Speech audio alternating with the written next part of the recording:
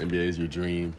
To be in Texas, to be in San Antonio in an organization like this, with legends like Coach Popovich. I mean, I met Manu Ginobili, Tim Duncan, David Robinson was in the gym, and yeah, I'm just happy to be here. Man, I mean, for a month you're traveling around city to city, working out with teams, and then all of a sudden you're in New York, having 30 different destinations you can go to, and then all of a sudden you get chosen. Next day you're on a flight there, and 2 days later I'm in practice. So I mean, it's going fast, but it's fun. It even feel real to have Tim Duncan in the gym and to shake his hand and talk to him, pick his brain. Same with Manu Ginobili. Him, especially him. Got dinner. He talked to me. He was a late second-round pick, too, with the Spurs. Just talking about the development and just kind of buying into yourself and not worry about what other path everybody else is on and run your own race. I would say first is the attention to detail. They say things once, get it right there. They say, like in college practice, you might go over with starters and bench, but on this practice, you go over once with one group and everybody else better get it. And then another main thing when it comes to playing live is the skill level. I mean, everybody's making shots. You leave somebody open, it's going in, whereas college sometimes you can get lucky with leaving somebody open or setting up somebody else. Honestly, the same thing. I mean, whatever it takes to win on a day in and day out basis. I mean, I know my role's not going to be able to score right away, especially if I'm on the main team with Victor and they got Devin Vassell, you got, what's his name coming in? Stephon Castle, my guy.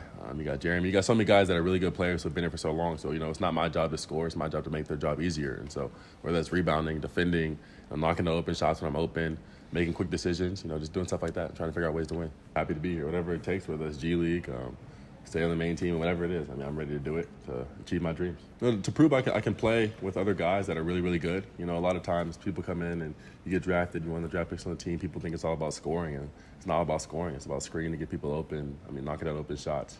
On defense, talking, being in the right spot. It's not all about the flashy plays. Some of the plays that aren't on the box sheet, on the score sheet, or don't show up in the highlights, are just as important as those highlights and as those made shots. 100%. For me, basketball is basketball. I like to work hard in the gym, and I like to test myself against the best players. So whether that's in the NBA, on the college level, summer league, I'm not really afraid. I go out there, have fun, and see how good I am. First off, it's just how much of a normal person he is. He's Manu Ginobili, the sixth man of the year, best sixth man of all time. 3-4-time champion. But talking to him, he's just a normal dude. He came over from Italy, he said, and he said he got drafted. He wasn't even suspecting it. He didn't know he was going to get drafted. Wasn't expecting to get drafted, especially the Spurs. And then coming from the 56th pick, he said he was. He said it wasn't easy. He wasn't given anything.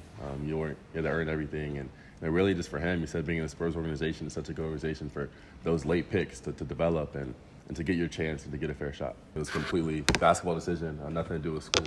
Stanford, great school, great place to be. California, fun place to be. But, for me, my goal was always to be an NBA basketball player, and I feel like going to North Carolina was the best decision for myself to play against the best competition and on the highest stage. He's tough. That boy's tough. He can shoot it better than people thought. He's big, he's athletic, he can finish at the rim. And really, other than that, we've become pretty close friends. That's always a plus, going into a new situation where you don't know anybody, you really, really don't know anybody, going to the NBA and, to come in with him, and he's cool, we hang out a lot. 100%. I promised my mom, 4 or 5 years ago, I'll finish my degree no matter what happens, and I stick to that. I think that's important, especially, when I want to have kids, to show them that even if you are going to the NBA, if you're doing whatever, it's important to get that degree, to have that level of knowledge so that, any room I'm in, I have the same credibility as anybody else. It was tricky because at Stanford I was taking economics, but the credits didn't transfer over completely because Stanford was in quarter system and UNC was semester system. So I kind of have a year and some change left, but probably economics. I'd probably go, I'd do the little investment bank route. Make some money and then try to own business. I'll take some time to chill, just relax and enjoy life. And after suddenly take a step back and just enjoy being in this moment. It's hard sometimes to work. You always want to work and look ahead, but sometimes you got to just enjoy the moment. I made it to my dream and I want to have a good time. But I'll probably start up in a year or so, taking classes in the summer. I don't even know what I'm gonna do. This feels like I'm in a dream right now, man. We're not friends. We're teammates. No, I'm playing. No, we're cool. I knew him back at Stanford because he went to Arizona State, and we're cool. It's all love on the court. It's just basketball.